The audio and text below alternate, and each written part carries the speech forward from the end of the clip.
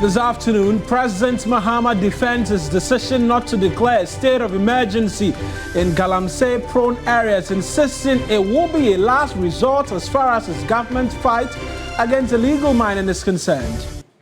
Meanwhile, the Transport Ministry is fighting off claims excavators are being smuggled out of the Tema port under the cover of darkness without appropriate documentation.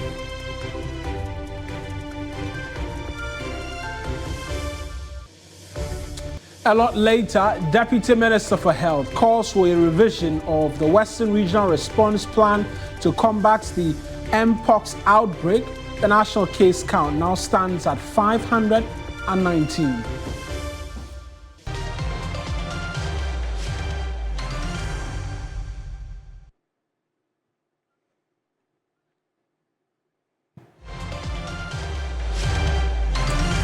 You're live on TV3. This is News Central, and I'm Keminni Amanor. And I am Mawuena Egbeta. The bulletin starts right now.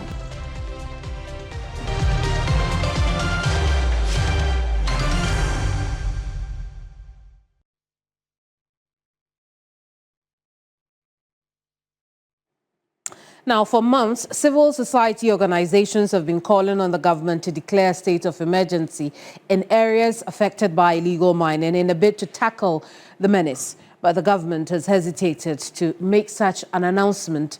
Well, those conversations have been dealt a blow, as President Mahama says the government will not rush into declaring a state of emergency in the fight against illegal mining. At his first media encounter in Accra on Wednesday, September 10th, the president warned that such drastic action must be a last resort.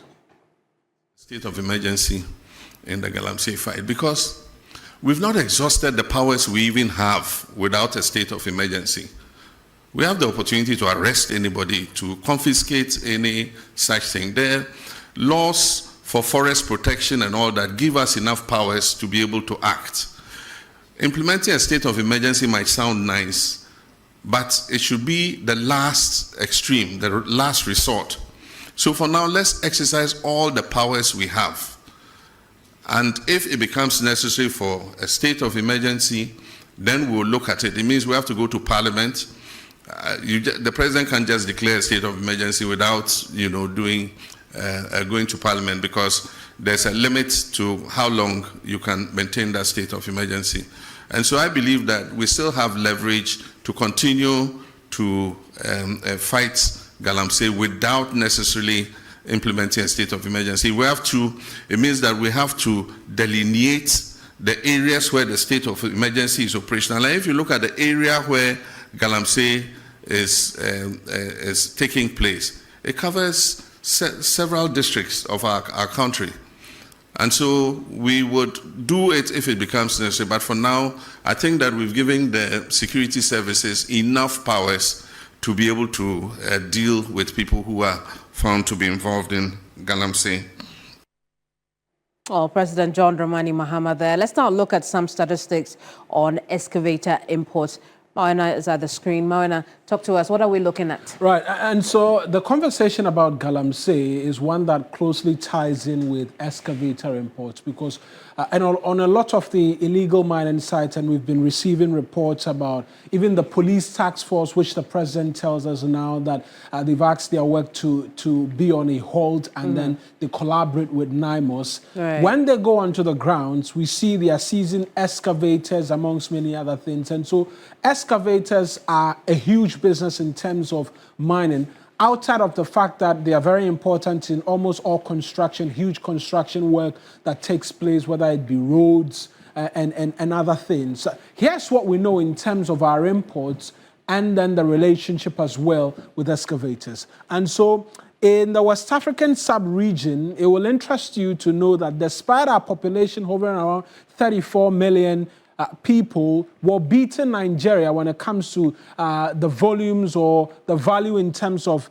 imports we're bringing into the country, and we're leading by in excess of $100 million US, and we're the first in West Africa, and then the second in the entirety of the African continent as well. But in terms of excavators and the concern which has come up as a result of illegal mining, we know that excavators rank in the 10th most imported product into the country out of the 4,282 product categories which is brought in. And we're a country who do a lot of importation, toothpick, food, offals, you call it what, meats, frozen chicken and all of that. Food, more often than not, tops in terms of the imports that we bring into the country. But it will interest you now that excavators have found their way into the top 10 and were the 34th largest importer worldwide of excavators. In fact, it was one of the many things which continued to come up in my mind yesterday, all throughout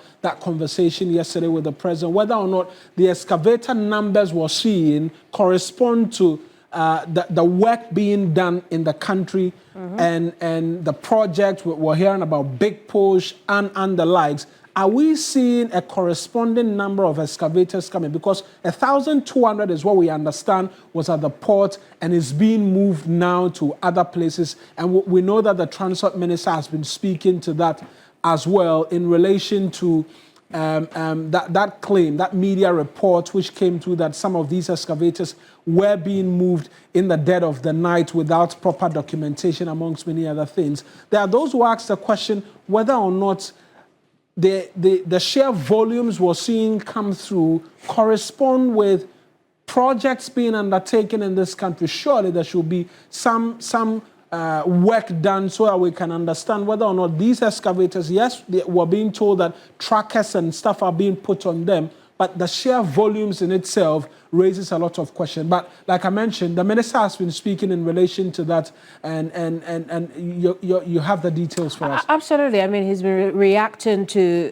this development, essentially fending off claims that this is what is happening, that, you know, there is some sort of smuggling, essentially, of excavators in the country. Let's take a listen to Joseph Nikbe.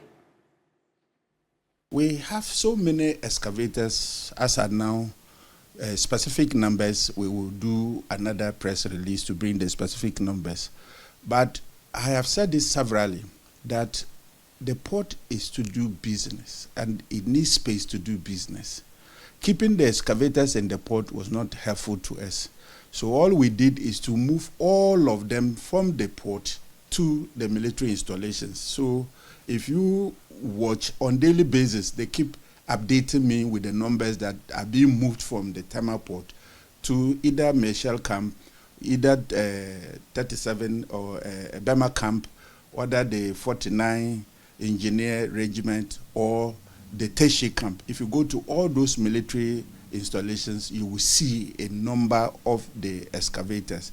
But I would have to, they have to update me since yesterday and today, the numbers they are taken out of the port. Mind you that our port services are supposed to run, or we are now running our port services 24 hours. So at all times, if you go to the Tama port today, work is going on. So the excavators, some are being evacuated in the night, others are being evacuated during the daytime. The good news is that all of them are in the military installations we are talking about. So if somebody has seen excavators being moved from the Tema port, it is just that we want to decongest the port, and we have space in the military camps. That's where we have arranged with the military to give us space to move those excavators there. Now, what happens is that if you are a genuine contractor or a mining company, and you come through the right way with your earth-moving equipment and it is to be released to you, DVLA registers it, and then we put a tracker on them. So DVLA is in charge of all the registration of all the earth-moving equipment that has been imported into the country. Joseph Nikbe is Transport Minister, debunking any claims of smuggling of excavators. Now, Mawuena, we're hearing that there's been a quick reaction on the Galamsey issues. What are we looking at? All of this and more, what Mr. Nikbe mentions, what the President stated yesterday and more, has seen concerns come through quickly from the Ghana Coalition Against Galamsey. They've issued a statement, and I'm just going to try and run our viewers through it quickly as to the crux of the argument they are putting forth. And they are making a simple argument that the president's posture and commentary yesterday does not inspire confidence in the fight against Galamsey. And I'll just take it from the second paragraph, where they say that the posture, that's the president's posture, has downplayed the severity of the crisis, which has led to the pollution of over 60% of water bodies with heavy metals, the displacement of farmers both for cash and food crops, and the devastation of our forest reserves. His withdrawal, and that's the third paragraph, his withdrawal of police forces and accusation that they cannot distinguish legal from illegal miners is misplaced. The IGP's men, though not perfect, were fearless and had brought the situation under control. We challenged the presidency to name a single licensed small-scale miner or mining entity that is mining responsibly on the ground. We welcome NIMOS, but have we resourced them sufficiently to decisively deal decisively as needed to the concern of illegal mining? And then on the fourth paragraph, they go in to question the president's conversation about alternative sources of mining or alternative livelihood sources for these illegal miners. They say that that statement, that alternatives must be provided before chasing miners, is compared to justifying and emboldening illegality. This is not the leadership expected for a country facing environmental suicide, contaminated cocoa exports, and rising health crisis now and for our newborns. And they are disagreeing as well in that fifth paragraph with the president's position regarding calls for targeted state of emergency as the circumstances prevailed when he joined civil society, and that claim the president made while leading the NDC ahead of the December 2024 election. He had stated that he was joining the calls for the declaration of a state of emergency, and so they cannot fathom why now the president is saying that we haven't reached there yet and that we have a lot of avenues and powers clothed with all of the security agencies to deal with illegal mining as we have it. And so that's what we know is the quick reaction that's been coming through from the Ghana Coalition Against Galamsey. Indeed, Mawuena, we have more reactions this time from Arusha, Ghana, because the Deputy Director of Arusha, Daryl Bosu, has questioned President Mahama's commitment in the fight against illegal mining, popularly known as Galamsey. Now, he stressed that the presidency appears not to appreciate the crisis situation in the country, very much in tandem with a statement from the Ghana Coalition. You can understand why they are within that coalition. But let's take a listen to Daryl. Everything he said, even about what they are doing about excavators, what they are doing about military people on the ground and all of that, he also eventually backtracked and stopped the campaign and efforts that is being put in place by making also the statement that, look, until we find employment for the youth, we can't sack them out of the pits. That for me was very progressive and actually a very bad way of really leading a country and dealing with an issue that has led to the destruction of over 60% of our rivers. Now, on the point of state of emergency, I was also really expecting more from the president. And for him to say that it's going to be a last resort, he's practically telling us that until every drop of this country is destroyed, then there is not going to be action. Otherwise, what does he mean by a last resort? So, the president really, in terms of his statement on the fight against Galamsey and all of that, it wasn't reassuring at all. It was not inspiring. And as far as we are concerned, it's really going to really be very, very difficult for anybody now on the ground trying to deal with Galamsey. There is no point training 2,000 water guards and blue guards if you still think that because there is unemployment that people should go into the pits. There's no point deploying NIMOS to go to the field to try and deal with Galamsey if you think that the youth, until they get employment, they should be allowed to be in the pits. What are we telling ourselves? So I think that it was very retrogressive in the messaging and the posture of the government, and it's really unfortunate that the president took a national stage to say all of these things. Starel Bosu speaking there. And so for the environment NGOs, they're not enthused with the president's statement, posturing, and amongst many other things, a policy direction of the president with respect to the fight against illegal mining. But a number of you as well have been sharing your thoughts on that press encounter and the matters that came forward from that conversation. Here's what you've been telling us from the streets of the capital. So I think that what the president did was a good thing. You have to account to the people. You cannot tell us that you have people who are stealing from the nation and then you came to power and you are not attacking them. You are trying to negotiate. Then I'll also go and then steal so that when I find out that I'm being caught, I'll come back and say that I will find the money. And so the president should go ahead and prosecute people who have stolen from the nation. Yes, I know, I understand. But Nigeria is a country on its own. So they can as well be deported to their own country. Why Ghana? Though I see that there's nothing wrong. But how well do we know them? A very good attitude of meeting the press once a while. And about the Galamsey monies, he said categorically that they are not going to declare any state of emergency. But then we want to see a clear way forward as to how the Galamsey is being tackled by Mahama. The Galamsey issue. This issue has really been a problem.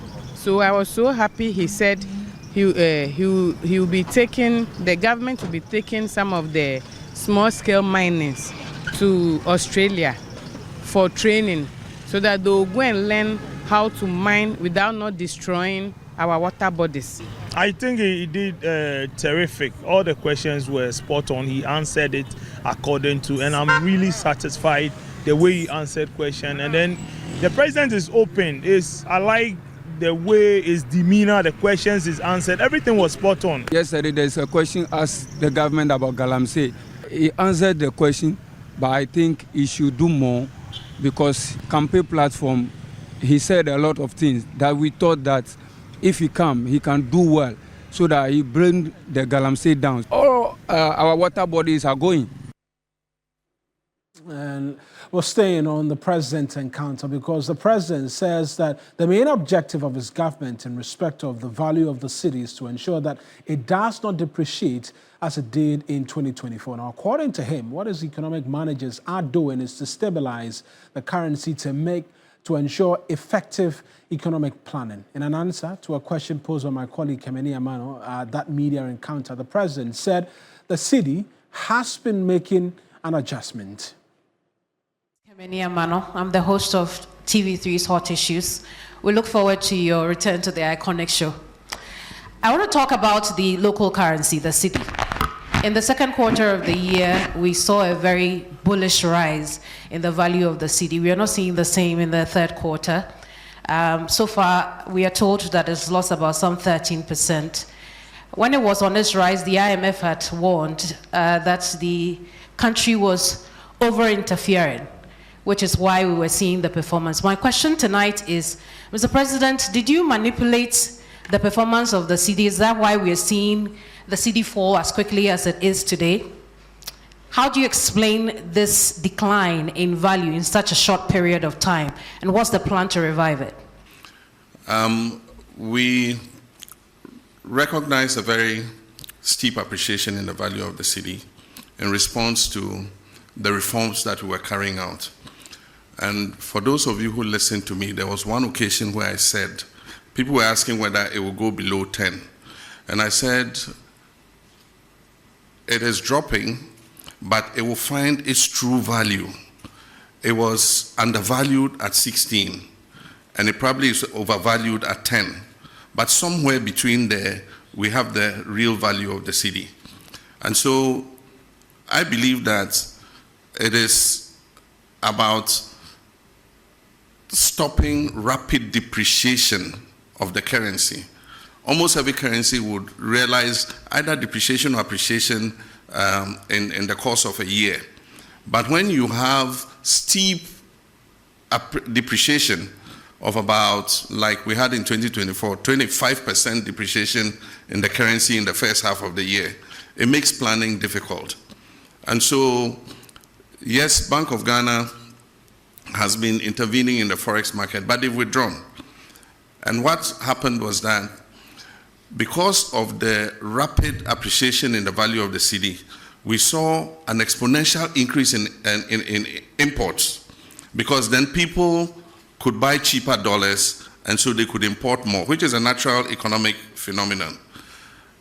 But on the other side, exporters are not happy because they get less cedis for what they export.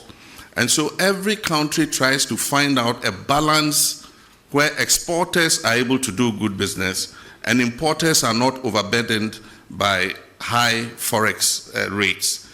Where that lies, I don't know. I'm not the central bank. But the cedi is making an adjustment, and I believe that it will settle at a certain rate, and we will make sure that any depreciation that occurs in the value of the cedi is within a margin of about 5% per annum. That is what. Now, President Mahama also assured that no member of his party, the NDC, will interfere in prosecution of suspects or investigation of corrupt cases. His assurance comes on the back of a claim by the party's General Secretary, Fifi Kwete, that some compatriots are cutting deals with people under prosecution. Listen to President Mahama answer the question on this matter during that encounter. Just on the back of the oral question that was asked by a colleague of mine. Over the weekend, we had the General Secretary of your party indicate that there are some NDC lawyers who are cutting deals with some persons who are standing trial for acts of corruption. Is this statement one that you're minded by? And if you are, what are you going to do about this, especially because of how committed you are, as you indicated, to pursue oral because the Ghanaian people expect that you should do so? Thank you. That is the accusation, that there's interference in terms of the oral investigations. I would have very conveniently said the General Secretary himself is here, and so I'll call him to present his evidence to the public. But I can assure you that there's no way anybody can interfere. I cannot be in people's mind to stop them from attempting to interfere, but I am responsible for making sure that that interference comes to naught. And so I closely monitor. I hold regular meetings with the Attorney General. He briefs me on the status of investigations. And so I'm confident that, the cases will go ahead based on their merits and that nobody would have the opportunity to interfere. If anybody goes lobbying people or paying people to interfere, they probably are just throwing away their resources. All cases will be investigated and come to their logical end. If people are exonerated in the courts, that's what justice is all about. We will do our part, and we're being painstaking in preparing the dockets, and that's why people are complaining that it's a bit slow. But you don't want to hurriedly take a docket to courts and have it thrown out on technicality. And that's why you need to make sure that by the time a docket is prepared and prosecution starts, you have a watertight case that will ensure that you get a conviction. And so that's the process that we're going through.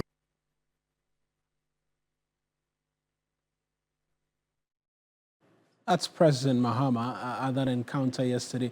Let's subject all of this, in fact, all of that encounter and the conversations from thereof to the programs manager for the Media Foundation for West Africa, Kweku Krobi Asante, right now for a bit of a reaction. Kweku, thank you as well for joining us this afternoon here on News Central. What's your overall impression of that encounter yesterday, the quality of questions, the corresponding responses as well from the president?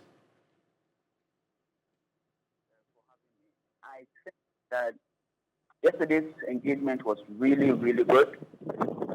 Number one, coming on the back of we having this, we not having this in the last 6 years. The last time President Akufo-Addo held this was in December 2019. And in fact, in his second term, we didn't have any of these engagements for a long time, people actually thought we have stopped doing something like this. So, number one, having the President Mahama reinstitute this or coming back to this media encounter is very good. We're hoping that he continues with it. Two, I think that generally the quality of questions that we saw yesterday, 25 journalists asking about 31 questions, almost all the questions were brilliant. And we say this, contrasting it to what we have seen in the previous years. Previous years we could have people ask, Mr. President, your church is looking nice, and that will be all. Or in the night when you sleep, are you able to sleep? Are you a generational thinker and questions like that? But now we saw journalists coming down to very relevant, pertinent, critical issues, providing background, some coming with data, and straight to the point questions. We thought that the engagement was really great, coming back from the previous examples. And in fact, even the president's also posture and his ability to respond to the questions was near perfect, despite a few other downsides in there. And what are these downsides? Because there are those who say that from observation, some key critical sectors as well were missing in that interaction yesterday. Yes. So in our count, we saw that despite the questions hovering around about 8 themes, we saw some very important themes that would expect that anything like this should capture that didn't come up. So for instance, health. Journalists failed to raise questions on health issues. Journalists failed to raise issues on sanitation, for instance. Even education. But for the president's initial address, no journalist among the 25 was given the opportunity. He was able to come up with a question on education, given how pertinent it's been, even in the lead up to the elections and coming into the new government. So those were issues or areas that we fell short or were missing out on. But on the downside of the president's point, as I did say, number one, his initial address was unnecessarily long for an engagement that supposed to be with the media. We thought that he could make it brief. The president spoke for about 28 minutes. In our calculation, it was about 22% of the time with the journalists, and which was really not the best that can be improved. Secondly, despite speaking for 28 minutes, the president failed to address the recent critical security issues that are popping in Daniel, in Boko, and all those areas. The president just generally made a point about how they are providing equipment for the security, but shied away from talking about these key critical issues. But for the journalists who were keen to raise the questions in the question time, the president perhaps would have, blushed over it. And then one other question about the separation of powers or checks and balances that was asked by, I think, Bernard Abler, particularly with the claims that the current EC leadership is not fit for purpose and whether he was going to remove them. We didn't see the president being very upfront in responding to that. But other than that, almost all the questions that came to him, he did some justice to it. Well, we have concerns with how he responded to some of them, but we think that it was a good attempt that needs to be commended. How do we make it better going forward? The president says he will continue to make himself available as and when possible, in his own words, for this encounter to happen as often as possible. How do we make it better? I've heard you mention that his initial addresses should, if possible, cleared off to allow for more questions to be asked. But how do we make it better in terms of the questioning as well and covering all the other areas? Well, for starters, we think that when the president invites the media, he should stick to the traditional welcoming of the media. I welcome you, something very brief, and not turn this into another state of the nation. Two, open it up and bring in more journalists. It was commendable to see that they were trying to bring some journalists from the regions virtually. How about we begin to think of doing this on regional basis? If the president gets the opportunity to visit the region in one of his many tours, he could just block an hour or two to say, whilst I am here, maybe let me open up and meet the journalists in this area. It could be really fantastic to see the president do that. Thirdly, we saw a certain gender imbalance with the people who were invited to ask the questions, right? Out of the 25 journalists who had the opportunity, only 7 of them were women. It wonders how many women were even allowed in the first place. And we think that it's important that a gender balance in asking the question, because the problems we face in our society, a lot of them are gendered. While somebody is talking about how bad the road is, somebody is also thinking about how bad it is for a pregnant woman who may be on his way to deliver, right? And so there's a gender nuance to these issues that we think that can be improved. Finally, we thought that we did not see any form of sign language interpretation that is very important. So we held this only for people we would deem to be whole and persons with disability, particularly persons with hearing impairments, were really cut out for such an important, accountability engagement. So we think that all these things should be looked at going forward. Krobia, thank you very much. That's Krobia, Kweku Krobia Santi speaking to us this afternoon on that media encounter with the president yesterday. That's dominated our bulletin for the half hour that we've been here, but we'll continue to bring you some other stories right now. Let's turn attention to the health sector now, because the Government and Hospital Pharmacists Association has made an urgent appeal to the President, the Ministry of Finance and the Ministry of Health to expedite financial clearance for 599 newly qualified and inducted pharmacists who have remained unemployed for nearly 10 months since their induction. GOSPA warns that the continued delay in posting these young professionals is putting a significant strain on an already overstretched health system, while also threatening the professional futures of affected pharmacists. The association further reviews the stark staffing crisis in hospitals across the country.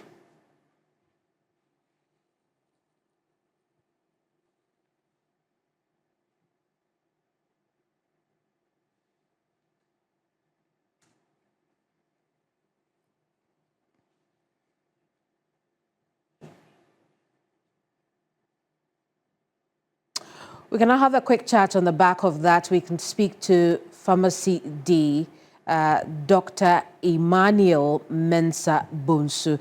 Doc, good afternoon and thank you so much for joining us here. Let's start off with the staffing crisis that we could be faced with as a country. Elaborate on that.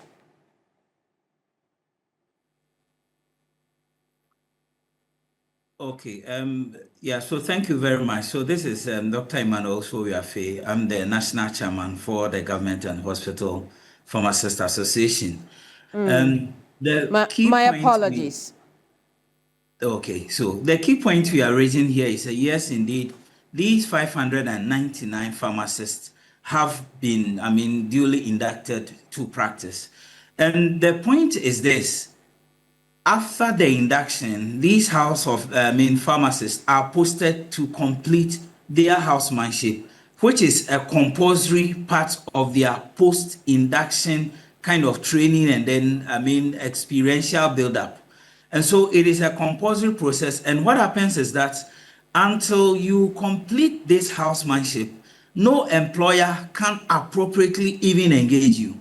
We have instances where pharmaceutical, companies, industries, and some private community pharmacies even want to engage these pharmacists, but because of the pending housemanship, they cannot go ahead with it. And that is the very unfortunate development we are talking about. 10 months the line, pharmacists are waiting to just complete their housemanship, and because of the lack of clearance, they are just made to wait. And this is a very, very unfortunate development. I see, Doc, but paint us the picture, right? If we are unable to post pharmacists across the country, what is the impact on the ability for pharmacists to be present at our health facilities? As it is now, there is a very, low pharmacist to patient ratio. If we look at the World Health Organization standard of, one pharmacist to 2,000 patients, Ghana is doing, 20%, barely 20% of this. And so the ratio in Ghana is very wide. We have very few pharmacists attending to the various needs of patients across the country, and this is a very precarious situation. We actually cited an instance with the Fiakwanta Regional Hospital, which actually requires some 35 pharmacists, but on roll as we speak, only 11 are posted. And that is the situation across the various, healthcare institutions in the country. And this is affecting patient care. Few pharmacists are available on the wards to attend to the various clinical, pharmacy services, medication therapy management services across the country. And it is affecting the provision of healthcare services, and it is not to the benefit of our cherished patients. And Doc, you're saying that the last major recruitment of pharmacists was some 5 years ago. What's been the engagement with the ministry, the sector ministry, which is health, and other stakeholder ministries like finance? What have they been telling you?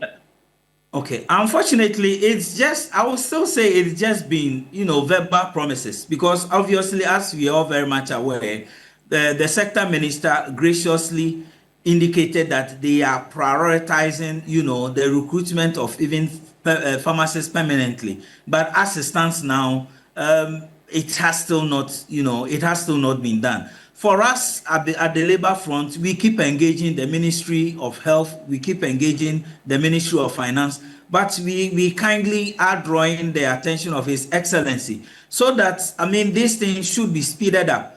Practically, we are talking about a halt in the career progression of some group of, professionals who cannot move on to the next step simply because they have not been posted to do their housemanship.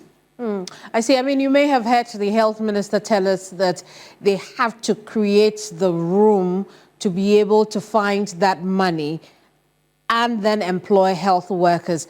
What meaning does that make to you as pharmacists? We believe that, investment in healthcare professionals is investment in the wealth and the health of the populace.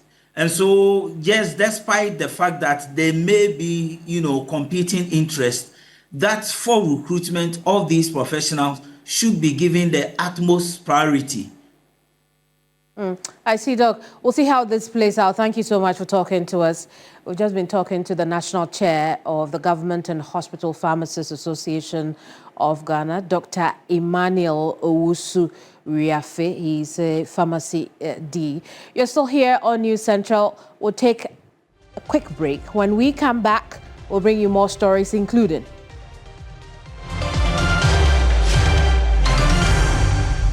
it has lost an estimated $28 million as of Tuesday. We'll tell you why and how when we return.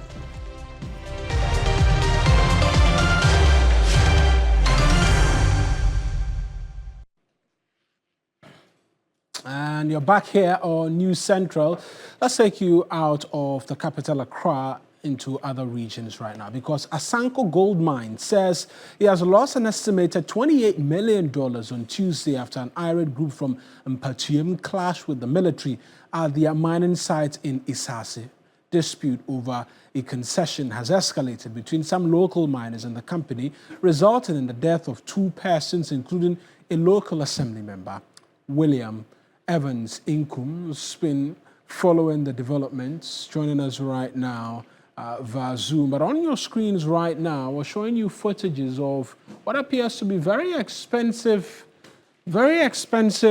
mining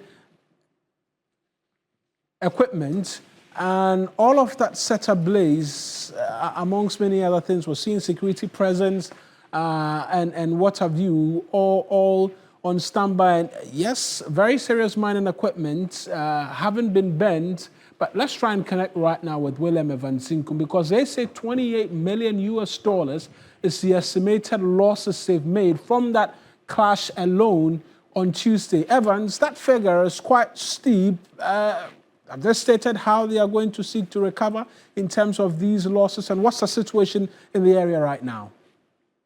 Well, so there's relative calm. It's something that they also want the public to know in terms of losses as far as the current impasse is concerned. But beyond what Asanko is showing us, the military, they have also been talking. Yesterday they issued a statement One, establishing why they are in the operational areas of Asanko mine. Of course, they stated that the Ashanti Regional Coordinating Council is aware. The Amansia South and West District Security Councils, they are aware. And of course, they're also saying that illegal miners are also aware that they have been providing security for concessions belonging to Asanko mines. Of course, they've also said that what triggered the Tuesday's clashes, which of course have to do with the death of one Kwesi Bonsu, who happens to be an illegal miner, according to the statement issued by the Ghana Armed Forces.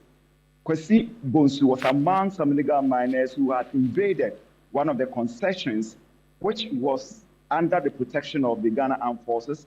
And when they were chased out, according to the statement, the illegal miners told the military men that while they were in the process of avoiding the military raft, Kwesi Bonsu fell into a pit. So the next day, which was September 9th, some irate youths in or from Impatuem took the corpse and deposited it at the Isansi base of the military. And according to the military statement, there was a confrontation. Look, Mawuena, the military statement did not mention or did not state that there was a gunshot. Right. That statement was very news as far as that statement is concerned. Only to say that there was a confrontation resulting in injuries on the assembly member for Abuabo, Samuel Dankwa, and of course, he succumbed to that injury. So these are some of the things that the military have been saying as far as the current impasse at Impatuem is concerned. And Evans, going forward, what is the relationship between the mining company and the people going to be like? Because you've been trying to explain the genesis of what may have caused this. We're seeing security presence there, but has there been the kickstart of a conversation going forward to ensure that reprisals do not come about, or the persons going back to wanting to mine again, resulting in clashes like this in the future? Well, currently, you will not describe it as harmony. The Ashanti Regional Minister, who also happens to be the chairman of the Regional Security Council, was supposed to be there today, but that meeting has been rescheduled to tomorrow. And we understand that his presence is to ensure some level of harmony between the locals and, of course, Asanko mining. Right then, Evans. And so that meeting is expected for tomorrow, but we know that security presence continues to remain in the township and the mining area. Well, absolutely. So the military, they are still providing essential services, as they've been stating, which of course is in line with the state-mandated security intervention coordinated through the Ghana Chamber of Mines. And the reason why they are there. So they are still providing security. Evans, thank you. I'm sure we'll follow up tomorrow as well when the Ashanti Regional Minister does visit the mine so we can get details. My colleague William Evansinko. I will say across the regions, because Member of Parliament for Esikado Ketang and Deputy Minister for Health, Dr. Grace Ayensu Dankwa, is calling for the revision of the Western Regional Response Plan to combat the Mpox outbreak there. With 224 confirmed cases reported in the region as of September 9, 2025, Dr. Ayensu Dankwa emphasized the need for new concept notes and modification to bolster the region's preparedness and response capabilities. Informative session as the various district directors brainstormed on the way forward. Presentation after presentation, it came out about how they are trying to deal with the high prevalence rate of Mpox here in the Western region. When it comes to the Western region, the highest is 71 in the Takwa Insoye municipality. This is followed by Sekendi Takwade, which has 69 cases, and then Amenfi East with 37 cases. And then we have bits and pieces scattered around. For instance, when you go to the municipality, they have 12 cases.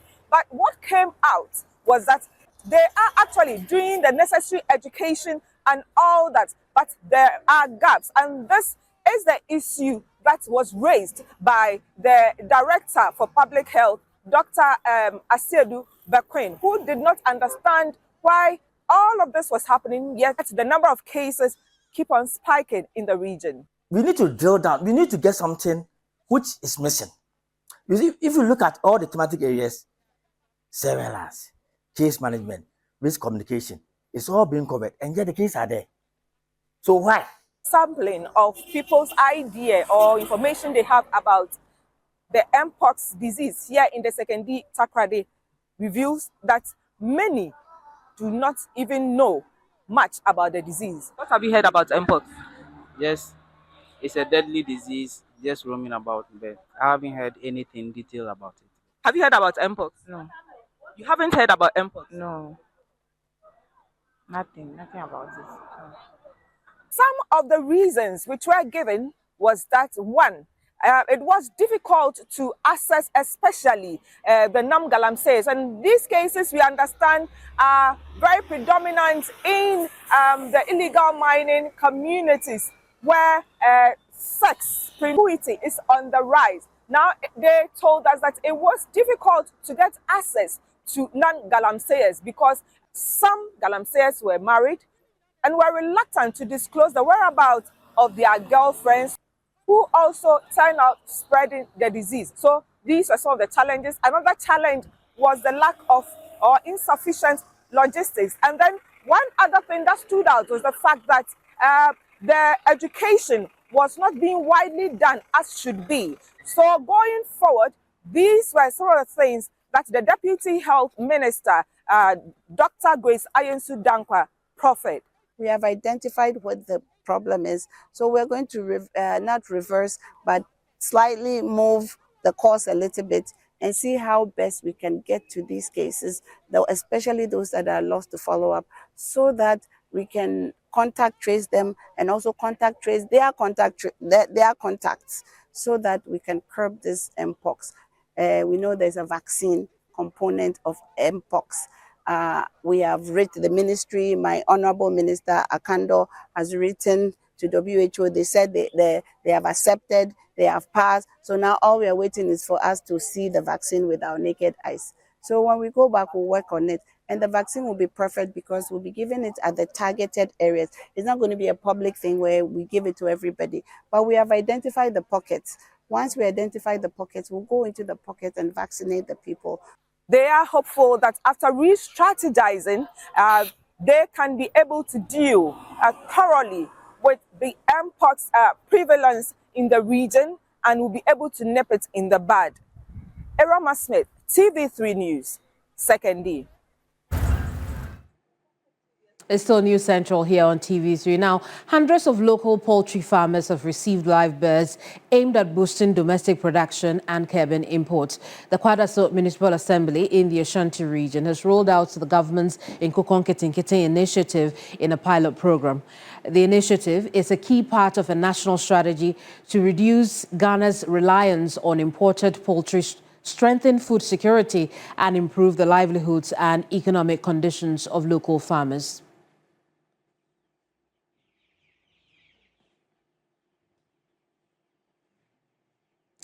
Let's connect now with Ashanti Region correspondent Ibrahim Abubakar. Ibrahim, talk to us about this program and its impact on farmers there. Well, Keminni, we do know that the government Nkukonketenkete initiative will officially be rolled out somewhere in October.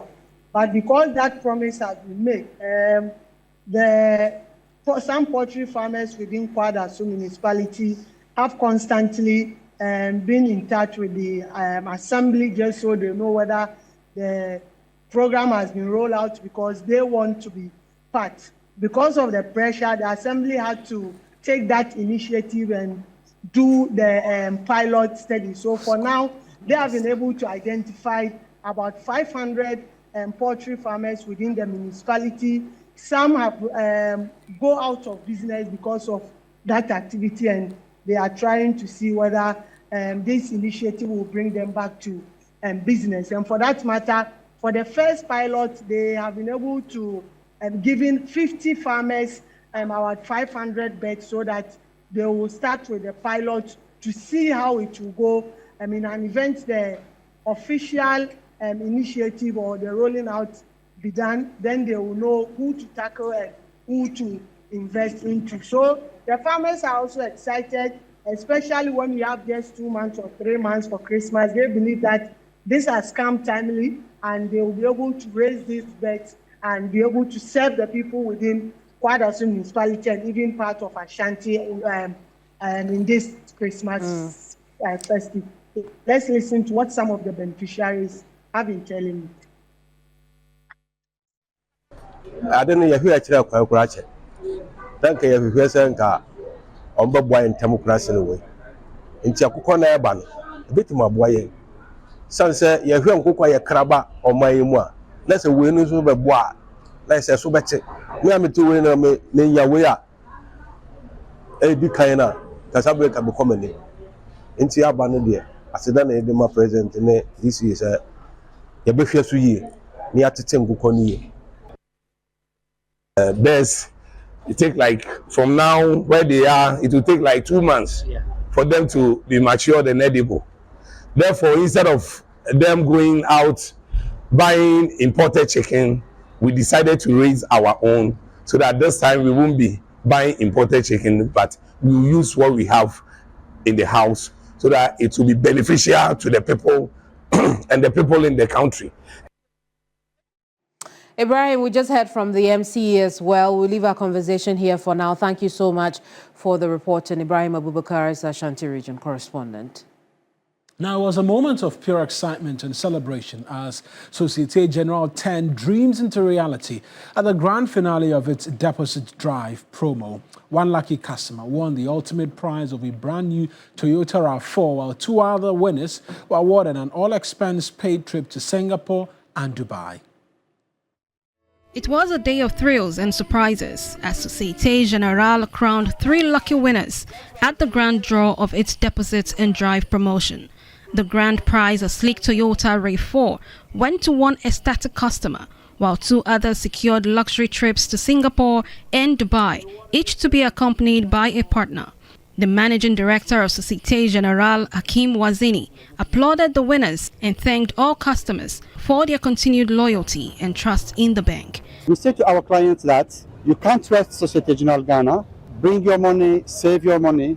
At the end, we are recognizing the loyalty of our customers. The most important here is that we are sending a very positive message for our clients and prospects to say that when you are a depositor at SG Ghana, you are likely to be very well rewarded. And we have seen that the first major prize is this very beautiful car. The National Lottery Authority confirmed that the draw was conducted with utmost integrity and transparency. The National Lottery Authority is the regulator of all consumer promos in the country. So as part of running the traditional lotto, we also regulate and supervise all consumer promos in the country. Our platform has our own system that we take the data through, and then we run them through our system to make sure all the participants are legitimate. The event is part of the bank's annual tradition of celebrating loyalty and deepening customer trust. And that's it from us this afternoon. It is somebody's a RAV4 winner, by the way, as a result of that. Are you jealous? Oh, I wouldn't say I'm jealous. I'm happy for them. You should have been a part of the whole process. You know, the process towards the winning. I'm happy for them, I mean. And you don't have accounts there, do you have? Well, I mean, I'm really happy for them. Just want to, wish them all the well, but all the best. But that's our bulletin from us here this afternoon. I am Mawuena. And I am Keminni Amanor. We'll see you same time tomorrow here on News Central. Bye-bye.